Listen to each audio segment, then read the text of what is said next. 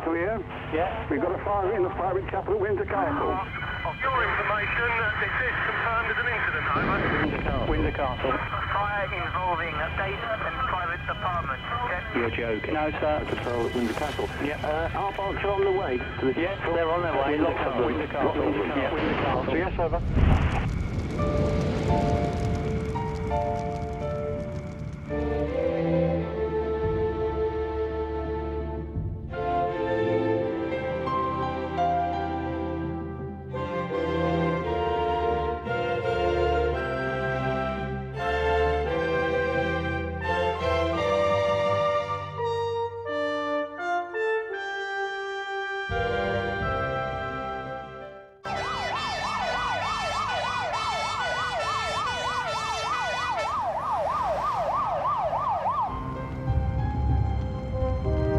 Call was about 11:30, and we thought it was a drill. And we're proceeding down the relief road, and I turned around to the lads in the back and said, "Tip, we've got to get a drill today, of all days, because we were very busy anyway." Then I looked across to the left and to the castle, and I knew then it wasn't a drill. So I was actually expecting Windsor's fire engine to be there, and to my dismay, there was no other fire engine there. I was on my Todd.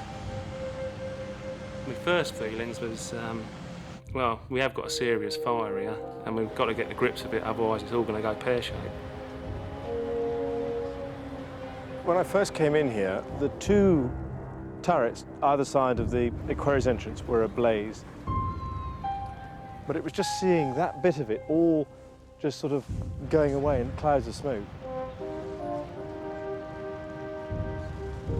From the outside of the building, it was just smoke, and you could see the fire through the windows of the building and some flame coming out of the roof.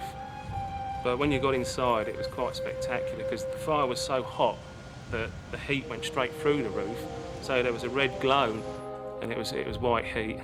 It really was hot in there. As the fire spread, the battle to save the 900-year-old castle intensified. 7 fire brigades and 250 firefighters fought the blaze, while the world's press gathered to watch.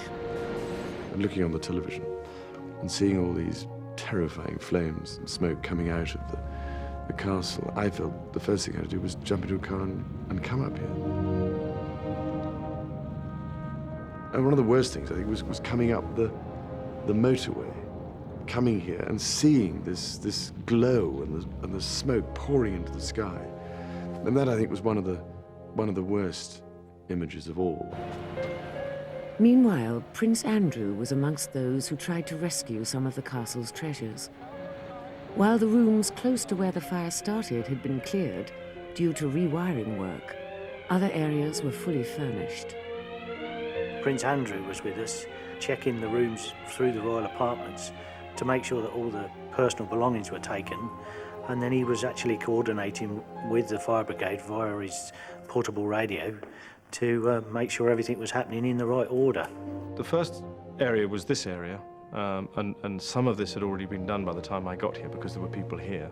And having removed most of the passageway up to, I think it was another 2 rooms that way, including the white drawing room, we stopped at this bit because we then had firemen based up in this section of the castle, stopping it from coming this way.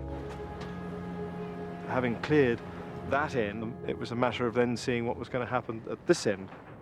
And of course, at this end, with the fire going in this direction, the danger was that it was going to reach the library, which is at this end of the castle. And so we were stood here, trying to make up one's mind as to which way we were going to go to next. When they took the lead off the roof, the fire then went through it, which evacuated all the smoke out of the Waterloo chamber and the grand reception room. And so we were able to go into the grand reception room and clear that and the Waterloo chamber. It was quite extraordinary because you could hear the flames in St. George's Hall just beside it. And yet there was the Waterloo chamber, completely impervious to all the pandemonium that was going on around it, like the sort of eye of a storm. It seemed entirely peaceful, and the paintings just sitting there on the wall. It took, I don't know, 10 or 15 minutes to clear the Waterloo chamber of all the paintings.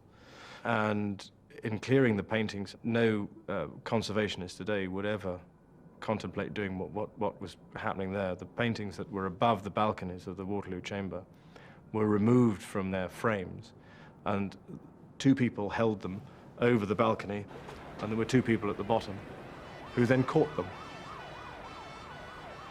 We got pictures which, in any other circumstances, we'd have taken about 2 days to get down. We got them all down in something like 20 minutes. But for a few scratches and a couple of small holes or dents, really no damage was done at all. I asked my secretary to contact every removal firm in the area to send as many vehicles they could with their men, which they did. They were actually queuing up down the long walk, waiting to be loaded to take the stuff away. And each vehicle, as it left the quadrangle, we had a policeman go with it. Imagine all the priceless things that were on those vehicles was unbelievable. 3 people lifted one of those bronze vases out of the Waterloo Chamber. One of them still has a back problem as a result of it. And I don't think that 3 people would ever be able to lift that in normal circumstances. I then turned to walk out to see the carpet underway with at least 50 or 60 people underneath it, carrying it like a sausage on their shoulders. But unfortunately, the front end had set off before the back end was ready, and there must have been 2 or 3 people who were hanging on to the back end of the carpet, who were just being dragged out along with it. I mean, they were physically lying on the floor, being dragged out, and that was the way it went. The only way to move it from then onwards was to get the army up, who could march in step, and they marched it down to the stables. And I noticed this little Gurkha sentry stood at the end, still in his guard post, and I thought to myself, well, you know, I've heard all these stories about the Gurkhas, but he was just stood there on duty with a castle burning around him, and he weren't going to move for nobody. My lads worked like Trojans. They were in there risking everything. I mean, they do that anyway at normal fires, but this seemed to be something different. Yeah, 110% all the time. Some of the lads went in over the course of the day 11 times. We were actually looking at another fire head, see if we could attack the fire from another angle, and we found a tunnel, and we could see the fire burning at the end, and there was also some scorch marks on the ceiling above us, but we decided that we weren't in danger, that we could get to the end to see if we could fight the fire from there. Unfortunately, the ceiling chose to collapse at that time. It landed on the floor, which we were underneath. And to me, it seemed as if the floor was coming down a couple of feet. It just vibrated down. It was most probably only a couple of inches. But it was an heart-stopping moment for a few seconds. Within hours, the flames had swept through some of the most historic rooms in the world's oldest occupied castle. Fanned by the wind, it now moved towards the northeast corner, away from the private apartments and where the firemen had built their fire breaks. Her Majesty the Queen had earlier joined the salvage workers, but now, like them, could only stand and watch as Windsor burned.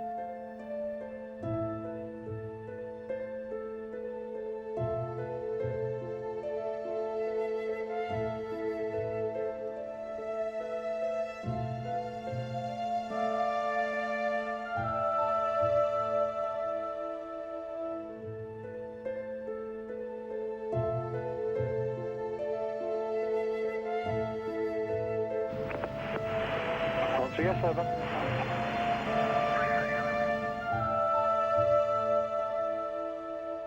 Prince Charles, the Prince of Wales, raced from Norfolk to join his family. It was somewhere where I'd been brought up so much of my childhood. So when I got here, it looked even more of a scene of utter devastation than I would have believed possible. It made the blood run cold,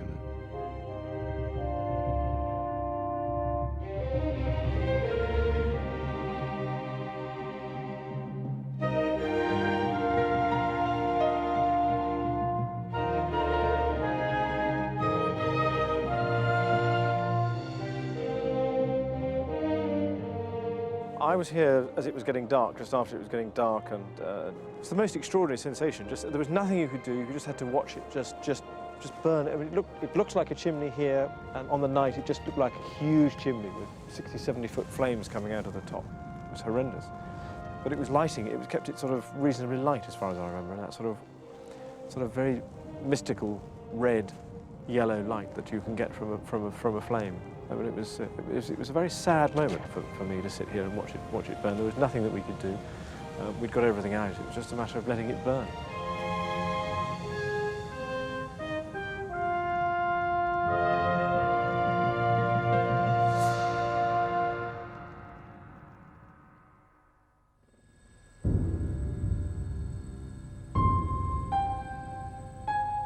After 15 hours and 1.5 million gallons of water, the fire was officially said to be extinguished.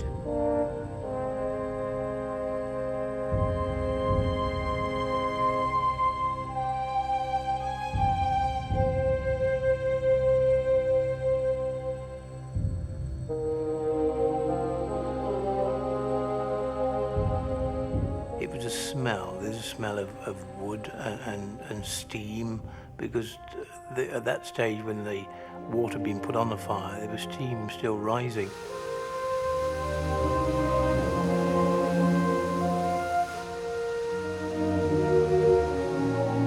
I have a particular passion for St George's Hall, because as a child, I mean, we used to muck around a lot in there and play badminton in there, believe it or not.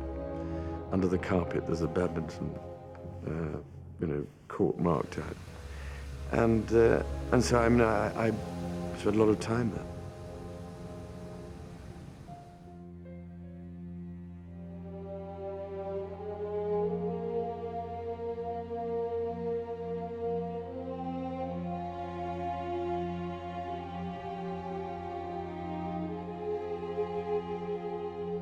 The fire had destroyed 1/5 of Windsor Castle. 105 rooms had been damaged. The area around the private chapel devastated. 9 major staterooms, including the great banqueting hall of St George's, were destroyed.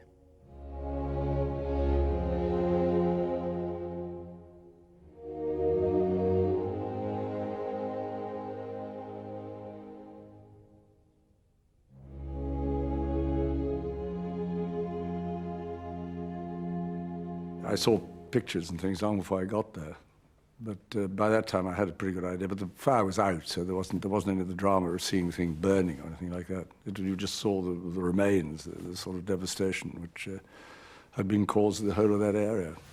Yeah, I felt that there was going to be a hell of a business trying to put it back again, I think.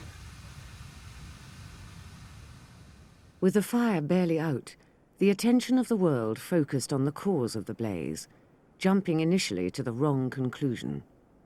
Somebody had put 2 and 2 together and made 5. They said that there were restorers at work in the private chapel. Somebody else decided that restorers meant solvents. And somebody else decided that restorers had been at work with solvents and therefore had set fire to the castle. We, as you know, are not allowed to say anything to the press. They hammered on my door. They stayed there all night. They put offers through the letterbox. They were on the telephone all the time. I did feel under siege at that particular moment.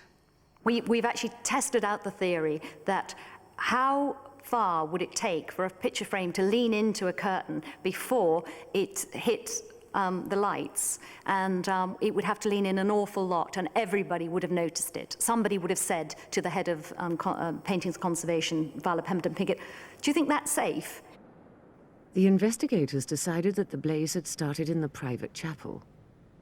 Extensive testing proved that a curtain too close to a spotlight used to illuminate the altar had caught fire.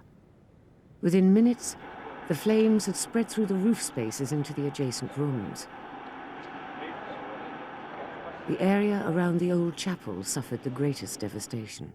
In the old chapel, there was a war memorial to the members of the household who died in the First World War, and then an addition for the Second World War. And on the top of it is a little statuette of St. Michael. And there he was, still standing there, sticking out on the wall, slightly bent, but I mean, he was still there. It was rather touching. The survival of the statue was truly remarkable. For everywhere else, the real concern was how to make the building safe. We brought in demolition experts who were lowered into the building and down the towers, because the only safe way in was actually in a bucket from a crane and down into the towers. You couldn't go in from underneath in many instances. And they methodically worked around the whole building, making it safe.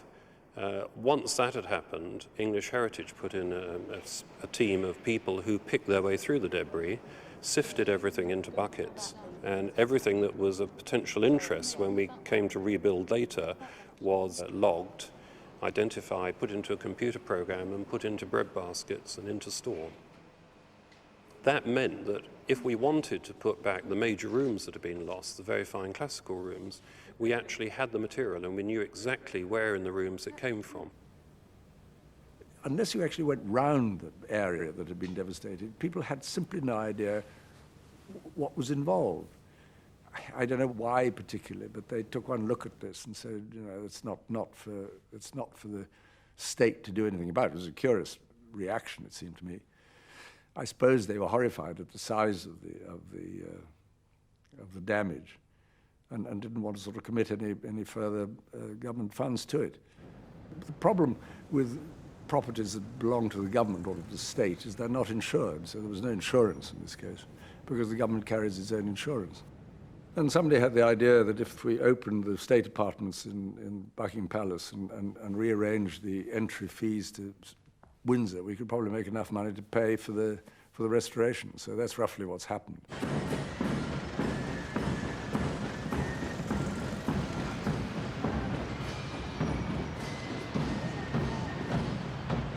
Although only open for 10 weeks a year, in the 5 years after the fire, over 2 million visitors have streamed into Buckingham Palace, with over a third of them from overseas.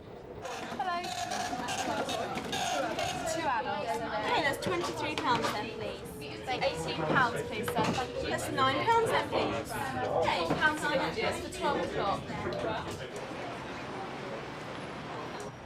Money for the restoration of the castle has come from 3 areas. Firstly, the opening of Buckingham Palace. Secondly, the new charges that were introduced for admission to the precincts at Windsor Castle from January 1994. And thirdly, from savings which we found from within the money which the government were already going to give us for the maintenance of the building. So effectively, at the end of the day, the castle's being restored without the taxpayer having to pay any additional money at all. The total cost of the restoration was estimated at £40 million. Once the budget was set, the team had to be found to manage the project. We were appointed in the sort of spring of '93, and at that stage it was cold, it was damp, and it really was a particularly sort of miserable place physically to begin to work in. There were some temporary roofs there to protect it from the rain, and it was a very deeply depressing place because you had the contrast of the beautifully finished staterooms that had survived as opposed to the actual charred remains that we were faced with. When we first arrived, Simon and myself looked at each other and thought, where do we start? And we went round, and it dawned on us how massive the task was. Soon after arriving at Windsor, we realised that the biggest problem we were facing was water. The estimates vary between 2 and 3 million gallons were poured into that fire. We realised very early on that water hadn't gone anywhere. That water actually was still stuck within the fabric of the castle. And while it remained there, it was very difficult for us to envisage ever being able to put on ornate finishes back on, gold leaf back on, wall panelling back on, simply because the water would have destroyed it very, very soon after we put it back. We did a lot of research. We had probes inserted all over the building to monitor just where the water was, how fast it was drying out, and it became apparent it wasn't drying out at all. It actually was stuck probably behind layers of plaster, behind layers of paint, behind layers of panelling. Environmental consultants said it would take 10 years to get the building dry, and that report arrived on our desks within about 3 days of being appointed. And against the backdrop of needing to get on with the building, we had our first little challenge here.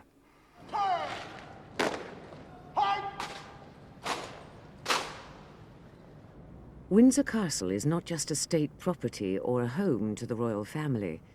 It's also a scheduled monument, a building of historic importance. As such, any work undertaken must be supervised by a government agency, English Heritage. The initial perceived wisdom from English Heritage was leave it and let it dry in its own course of time. And the prospect of the royal household sitting there waiting 10 to 15 years for this castle to dry itself out of its own accord was just completely unacceptable. English Heritage, I think, acknowledged that this was a rather difficult problem that they had to help us solve, and what they did allow us was to put in for scheduled monument clearances, to actually strip it back, to take up floors, to take out timbers, to take off panelling, to actually strip the whole castle back to its bare brickwork and bare stonework.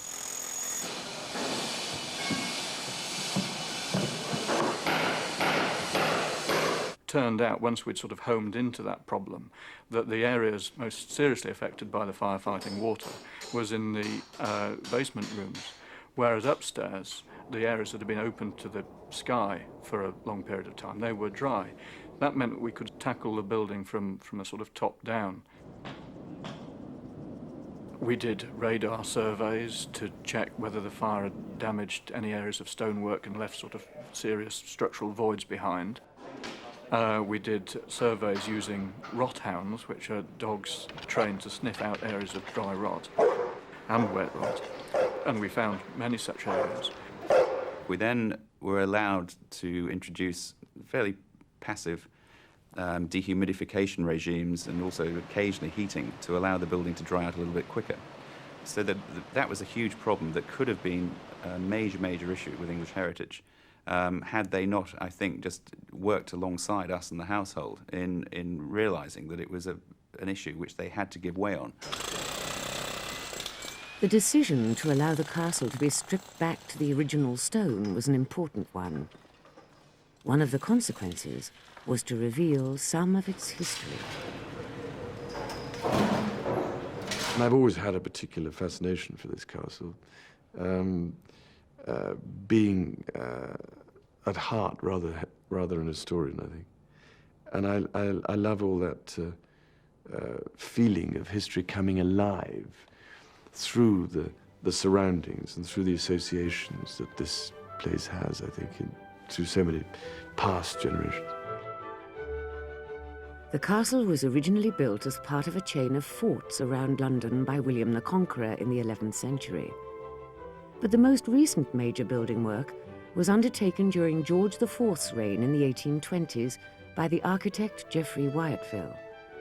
Apart from redesigning many rooms, he transformed the external features.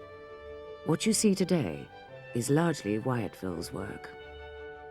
What you actually saw on the surface was 19th century, and this led a lot of people to assume that Windsor was really little more than a 19th century revival castle. Well, the fire, in burning off a large part of these layers, revealed that in fact there was an incredibly complex historical structure underneath Wyatville's outer layers. This was most apparent in the kitchen area, where a 19th century roof was covering up a much older one. What had happened to it was that Wyatville had come along and found this perfectly authentic medieval roof, but it hadn't looked medieval enough for him. This is very characteristic of the way the Regency looked at these things. Things had to look right. Appearance mattered more to them in a historic building than authenticity. He didn't think it looked Gothic enough, so he added a great deal of purely decorative softwood ornament. The fire burnt a large part of that off, and it was clear that here was a genuine, very large and rather important medieval timber roof. The other find in the kitchen area, of course, which is most significant, was the Great Well. We had known, I think many people had known, that there had been a Great Well somewhere in the area of the kitchen court. When the rubble was cleared, a medieval well reaching down 42 metres, 150 feet, to the level of the River Thames was revealed. Well, in a site as complex as Windsor, you would expect surprises, so to speak. And for instance, we found a sort of vein of very rich black earth underneath the kitchen court, which proved to be the contents of a medieval cesspit. And we've taken as much of that as we could. Our laboratories sampled 2 litres of it, and they've found evidence so far of 15 different kinds of meat and fish and 30 different kinds of fruit and vegetable. So there's the 12th century diet in the castle. Once all the debris and everything else had been cleared away and the whole thing had been cleaned up and sorted out and the water had been drained and everything else, then obviously the time came to start looking at what had to be done to restore or replace or redesign all the burnt out rooms. Obviously there was an opportunity here, not just to put back what was, in a sense, the good parts of it, the really interesting parts, but also to improve the whole area. The problem was really to get people to agree what we should do with the main rooms. The Duke of Edinburgh gathered all the interested parties, such as English Heritage, the Department of National Heritage, as it was then, the Royal Institute of British Architects, and the Fine Arts Commission, and formed the Restoration Committee. He then personally showed them around the fire-damaged area and suggested the work be divided up into blocks. Those rooms which could be put back as they were, while others offered opportunities for new ideas. I came to the conclusion that St George's Hall really, the main building ought to remain, but if anybody wanted to design a new ceiling to it, they could. The grand reception room, obviously, if you still had the walls, you really had to put the ceiling back the way it was before. And the rest, anything could have happened, except the red drawing room, which was one of a series of white, green and reds that were all designed by Wyatt at the same time. I then asked the Prince of Wales to chair a design committee whose task was to select the architects for the different blocks. Giles Downes was chosen to work on the parts of the castle where new ideas and solutions were needed. There was generation on generation of different architects, different designers. A lot of them using Gothic, and they were each reinterpreting the same basis of Gothic architecture in their own completely unique and distinctive way, which led us to the conclusion that what we should do is carry on that tradition and do our own reinterpretation of Gothic. When we saw Giles Downes's ideas, I must say they did stand out as being, I thought, remarkably imaginative. And not only that, but I think Giles Downes clearly has an incredible capacity for understanding the sheer geometry of Gothic architecture, and he had a particular ability, I believe, to make the Gothic contemporary. The only area where there was a sort of, I suppose, a serious discussion, and that was about the ceiling or roof of St George's Hall. I mean, I'm afraid to say that I've never been a great admirer of Wyattville, and I thought that what was done during King George IV's time to Windsor was, in some parts of the castle anyway, disastrous. What was done to St George's Hall, I thought was awful. I mean, it must have been one of the great large rooms in this country. And the destruction of the Verrio painted ceiling, for instance, I think was an act of unbelievable vandalism. But anyway, they could do things like that in those days. There was nobody going to say, hang on a minute, it's listed and you can't do this, you can't do that. So I felt that St George's Hall in particular was a really rather dreary space in terms of what Wyattville had done to it. I think Wyattville had been very much up against budgetary constraints by the time he got to St George's Hall, that his roof was a lot plainer than the nature of that room merited. The point of that was that a lot of people wanted to build a hammer beam roof over St George's Hall because they didn't like the rather cheap roof or ceiling that Wyatt had put in under the original roof. The other thing was we didn't want the roof to appear above the the level of the sort of battlements. And there were purists who said, no, we've got to have a proper hammer beam roof. And we said, well, look, it's going to take years to, well, not years to design, for quite a long time to design, quite a long time to provide all the timber. And in the meantime, this place is going to be open to the elements. So the decision was taken with a certain amount of reluctance to put a modern roof as high as possible and then allow the design of a hammer beam ceiling, in a sense, within it. Looking at the hall, it wasn't the length that was a problem, it was the proportions. The shape, if you actually look at the cross-section of the hall, was exactly the same as a railway carriage, and it gave you that feel. It wasn't an English king's medieval anything in that sense. The proportions were all wrong. It needed to be made to feel much taller. The previous roof form, outer roof form, had gone back on, so we didn't have much extra height. We had 3 feet. What we could do, however, was to move down the springing points, the corbel stones in the walls, and that gave us enough to put in a whole series of stepped arch trusses. The wood came from oak forests as far afield as Herefordshire and East Anglia to just up the road in Windsor Great Park.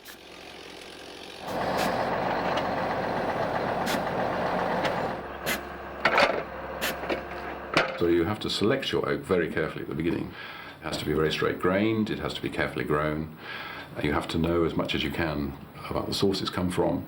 If you had a tree that was leaning against a slope, it has an inbuilt tension, which when you chop it down is going to try and release. So you're going to get timbers which will bend more. Well, in St George's Hall, the distance between walls at one end is about 1.5 foot different at the other end. So of the 14 trusses being made out of green oak, each one is slightly different. Many of the roof timbers that you see there today were growing as trees about 3 years ago.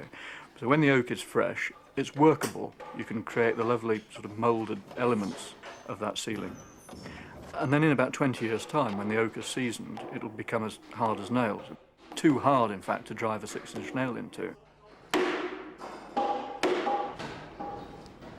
Here we were trying to reuse the techniques of using green oak, and we had to relearn the method of jointing those oak members so that when the timber dried out and shrank, the joints actually get stronger.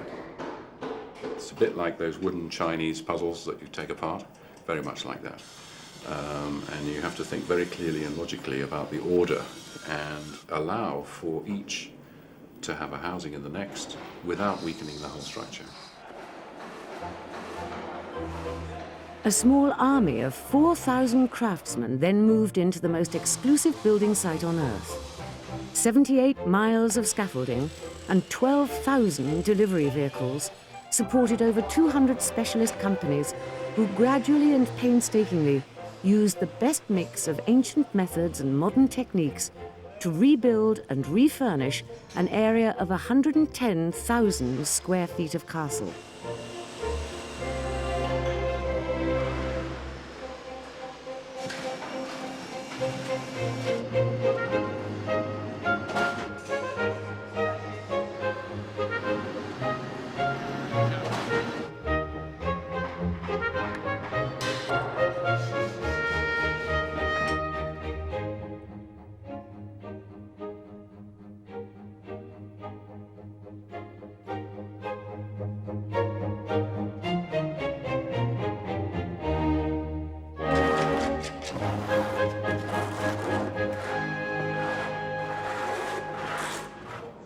I think it's the best job in Europe.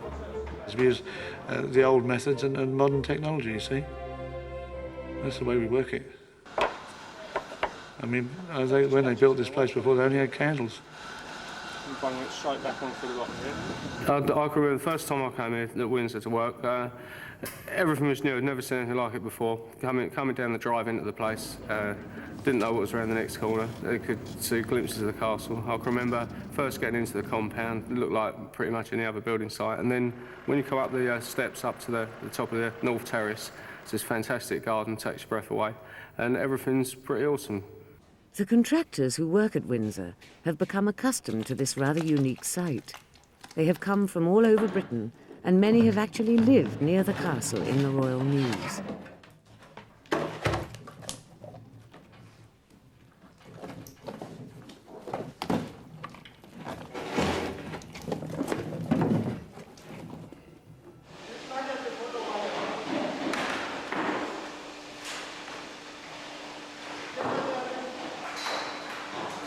St George's Hall really is grander, and I think, and it's also provided the opportunity to put something at the east end of it. So that we've chosen a huge reproduction of a design in St George's Chapel by Tresillian, which is a rather attractive sort of round shape with a garter around it. But this thing is about 8 foot across, and that'll be right at the end.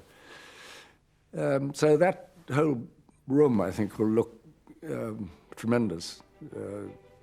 Well, it does already, actually.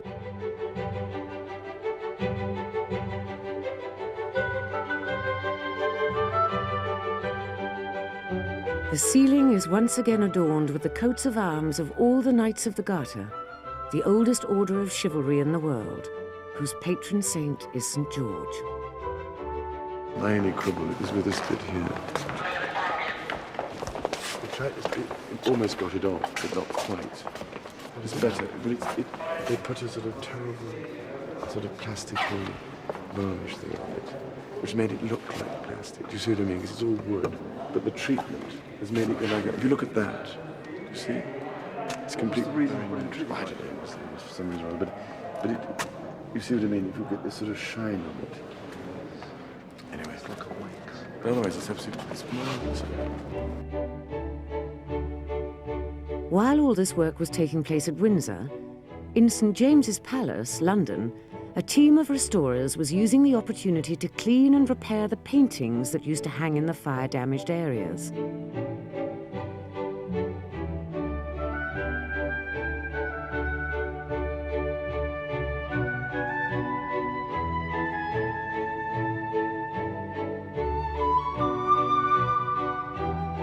What I've made up is a mixture of chalk and gelatin, which is an animal glue. There are losses in the paint going down to the canvas underneath. I'm filling that so that it's completely even with the surface, so that when it comes to retouching, we'll be filling just the area of putty.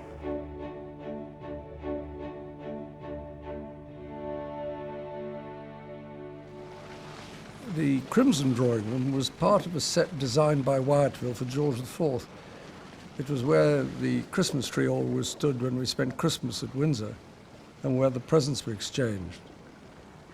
The room was almost entirely destroyed by the fire, but because the other rooms in the set, the white and the green, survived, we thought it ought to be put back as it was. One of the improvements that had been put in the 60s in the Crimson Drawing Room had been the installation of a very large steel frame which tied together the sides of the bay window. During the fire, that steel beam was heated up to such a degree that it expanded and pushed out the bay window from the structure that it was sort of knitted into. In effect, it debonded itself from the main curtain wall, and it started to move outwards, and from all accounts people could actually see it moving, and then the next day they saw it moving back. Obviously it had been very badly affected by the fire. In fact, it was probably the area of external wall that most affected by the fire. We ended up having to dismantle that wall, reuse as much of the surviving stone as we possibly could, but rebuild it. And this time we didn't put back the steel beam that had done the damage in the first place.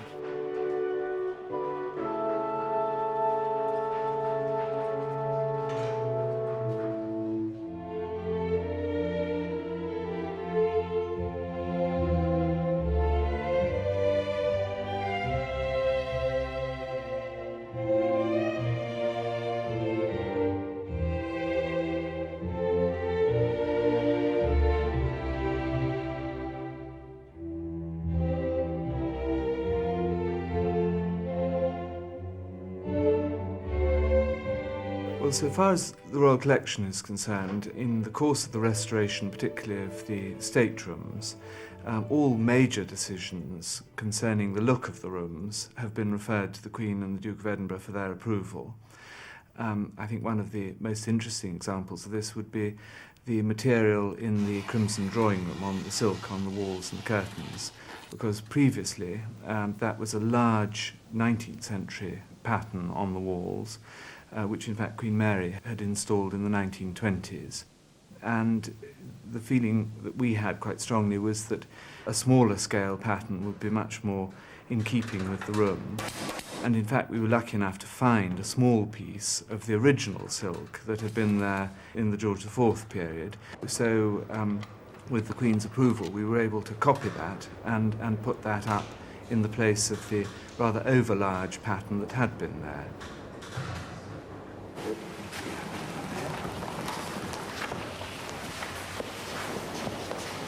One of the more demanding areas of the restoration has been looking at the way the decoration of the silk of the curtains has been handled, and really a very great deal of time and attention given to the most minute things which most people going into the room wouldn't even be conscious are there, but it's the sum of these small details that make a room work or not.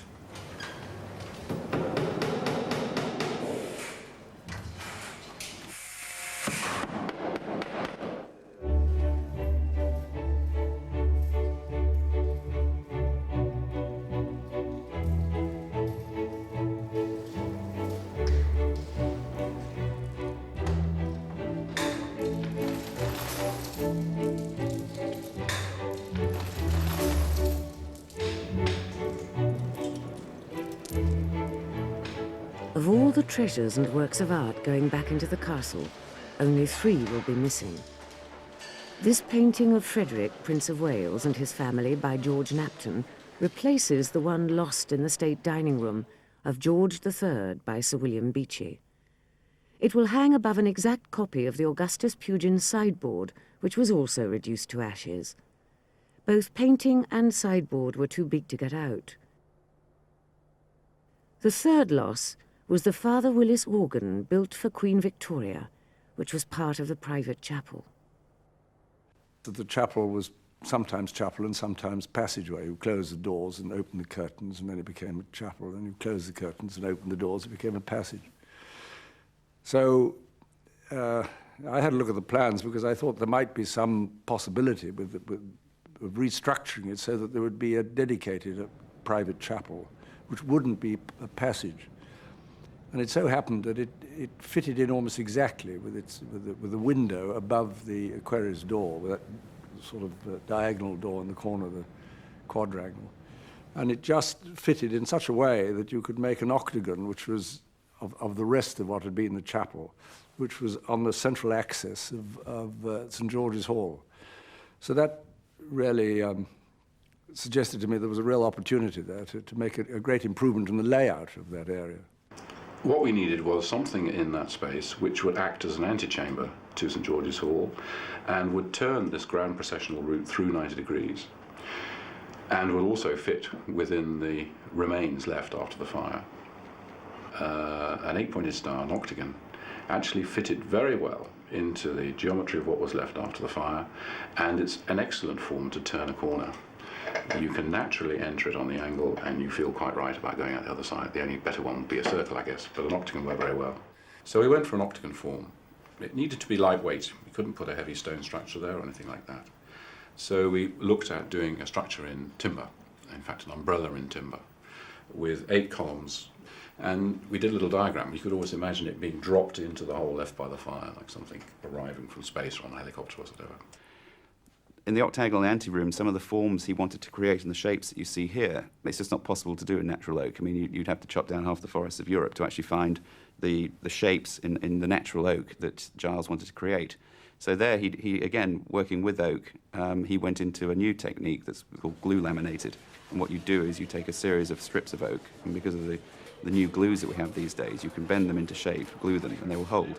And so it was really fascinating to work with him and actually see the way that his mind began to unravel these wonderful ideas and shapes and forms. The geometry of the structure itself, the detail of it, of an obvious historical inspiration would be the crossing at Ely, which is a very fine example of medieval English carpentry. We looked at the geometry of that, and I looked at a way that I could develop a geometry for this particular octagon using very simple Gothic techniques, if you like, with a pair of compasses.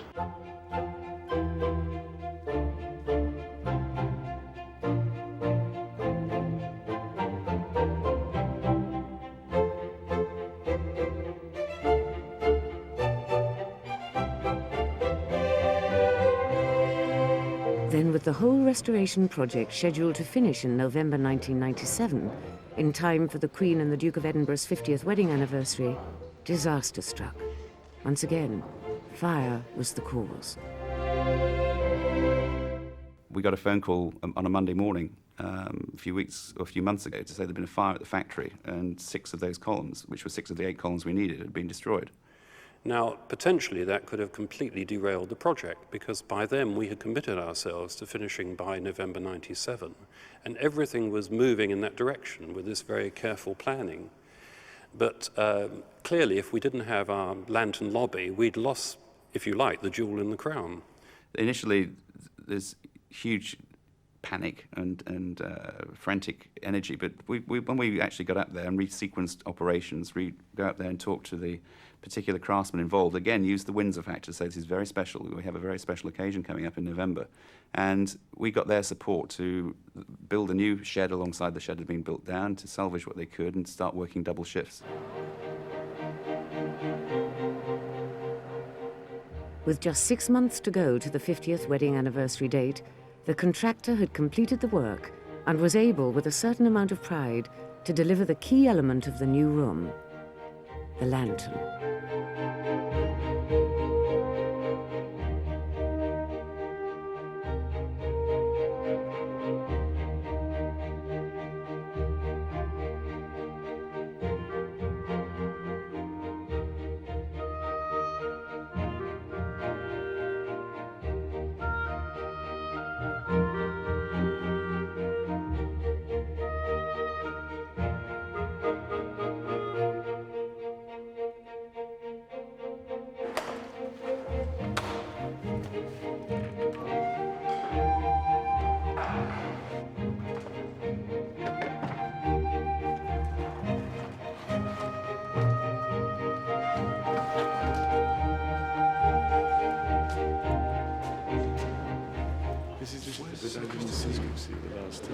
They hadn't put the lantern up in June.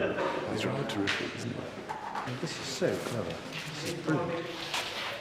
This is what I'm terribly keen to. Is it, it's going to, have you been doing this? This is the coin. Is that the coin? It's the coin, is it? Wonderful. If you'd like to fit Do you it. want to put it in? You'll bring it in. Do you want to put it in with the adhesive so it's in and fixed? Well, I'm going to get it wrong, I think. So. So you want to put it? Trust me, I'll do it. Well, I'm quite happy to put it. A little bit of glue in the bottom. It literally just drops in the hole. But does it have to go in a particular? Does it face? Yes, it does. It faces the 1997 faces St George's Hall, so it's got to go in a certain way. It's in now. It's in. Does that look straight? It's actually got to the stage of being almost finished, is it? That ceiling. I think it's rather wonderful. But I was rather hoping that at certain times of the day, you know, the light might sort of come in, and I don't know whether you get any shafts of light sometimes. No, I think it's marvelous. But it couldn't be anything other, I think, than contemporary, could it? I mean, it's not just a reproduction. It's not what they love to call a pastiche. And it's unbelievably complicated. I mean, the geometry to get, you know, the balustrade right. This modern Gothic ceiling is part of the transformation of a space created alongside the lantern lobby into a permanent private chapel.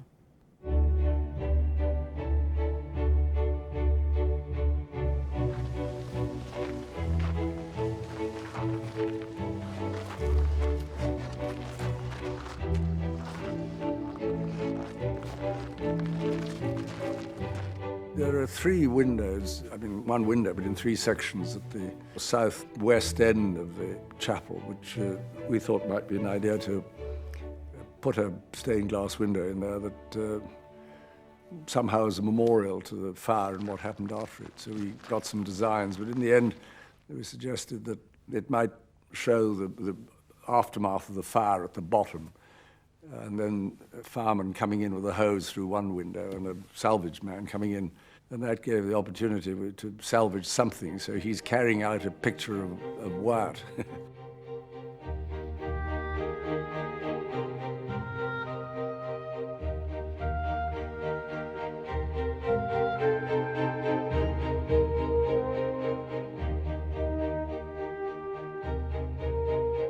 There is a completely new wooden spiral staircase leading to a balcony in the chapel, which the choir will use. Is it safe to go? Yeah.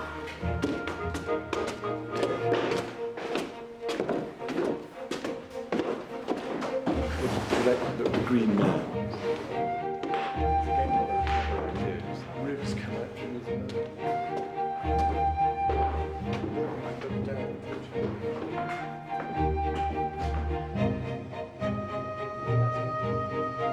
Because it fits into such a curious place, there are odd.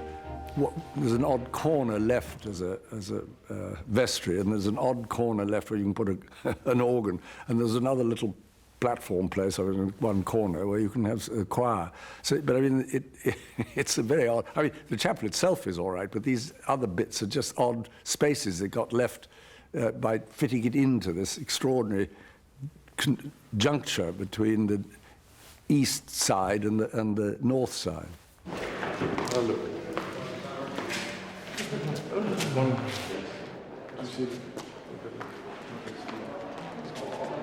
Beautifully put together.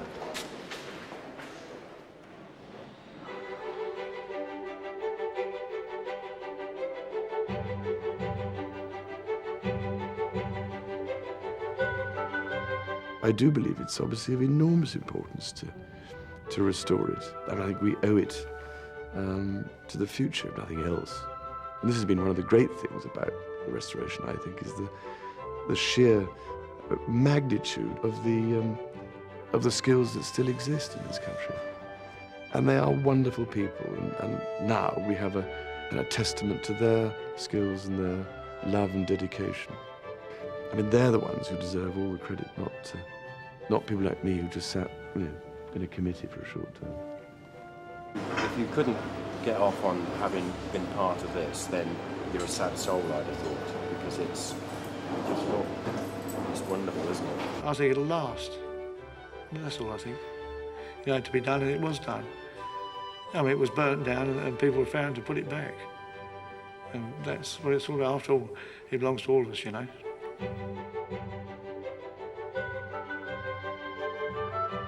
We set ourselves initially a target of doing it for within 40 million, and we said we'd hope to get it done, finished by the spring of 1998.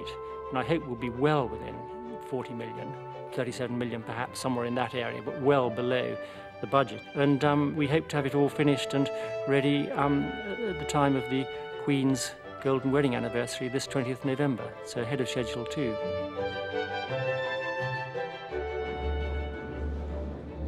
"5 years to the day after the fire ravaged the castle, Her Majesty the Queen unveiled a plaque to commemorate its rebuilding.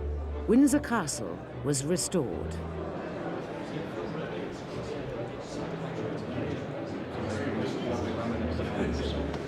Thank you all for coming, and I hope you will enjoy seeing Windsor restored.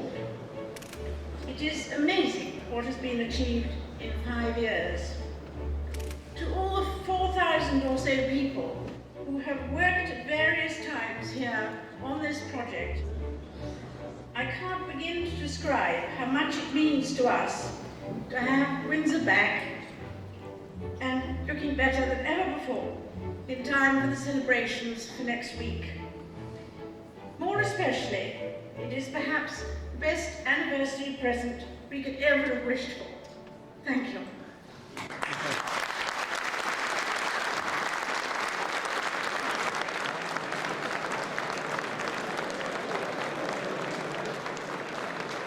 An extraordinary night, and you get so close to a project like this when you're working on it for 3 or 4 years that you really find you don't trust your own feelings about it. So although I've been thinking, well, it's okay, it's all right, it's great to hear other people say so. My part obviously was only very small, and the old fire brigade acted as a big team, if you like. But it's nice to see the whole royal family here now, especially the troubles they've had. They've really done us proud. Well, I said to Commonwealth heads of government that the Queen and Prince Philip's 50th wedding anniversary was coming. Would they be willing to contribute to a gift? And I must tell you that this is the only Commonwealth venture that has been hugely oversubscribed. Every one of them said, of course, and as you know, this is the one here, and there are 2 paintings that have also been given. And all the heads of government said yes, yes, yes. It was a very big piece of furniture, and again, another bit of my fault. I said, don't move it, it's too big. Oh, really? I should have been here myself with my own little wild world organized. Very well done. Brilliant. It looked good as it was being done, but to go away for a little while, come back and see everything exposed, pictures on the wall, really good. It's an amazing job, once in a lifetime job. I'm really proud to have been a part of it. I mean, to go down in history as the contemporary part of the castle. No, we've done all this screen. We've done that. And all that quality. I feel very proud to be part of a heritage that will probably go on for hundreds and hundreds of years. It's a once-in-a-lifetime occasion, achievement, call it what you want. But I couldn't have dreamed of it, really. It's been challenging, the pressure has been there. At the end of the day, you can see for the finished results for yourself.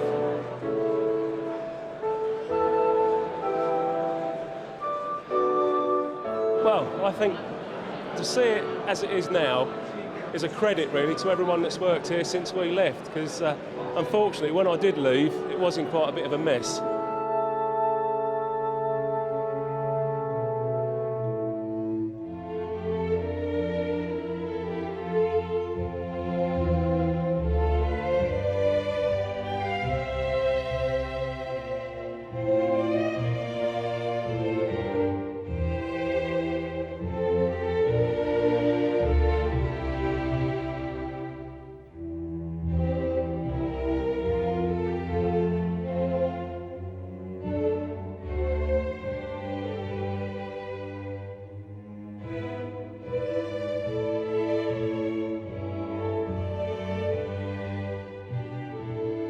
Well, I have a real affection for the place. You know, it would have been awful not to have restored it as lovingly as possible.